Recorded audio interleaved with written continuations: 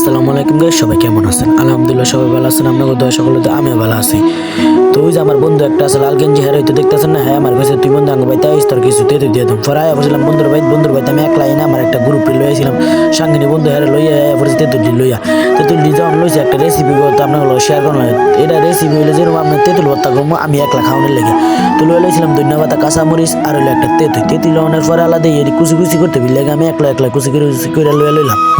তো লইয়া লইলানোর পর ও আরেকটা কথা আমার লাগে ভালো হয়েছে, কি লাগে জানেন? তেঁতুলটা ছিল ফান্নার লেগে টোক্কা দিছি আর লগে ভেঙে আছে। আরে বন্ধু তোরা তো কেমনে ভালো কথাটা কইতাম, তুই আমার এত বড় উপকার করলি, ভিডিওটা রিলিজ বানাই লেছি।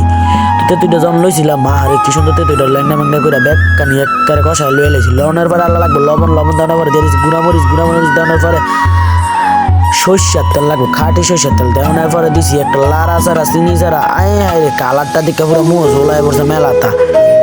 তো ভিডিওটা যদি ভালো লাগে লাইক শেয়ার করতে ভুলবেন না। আর বক্তাটা হয়েছে কত দেখবেন পুরো আমার মন মতনই হয়েছে যেন আমি খাই ফেট ভর্তা। তো ভালো থাকবেন, আল্লাহ হাফেজ, দেখা হবে নতুন কোনো ভিডিওতে।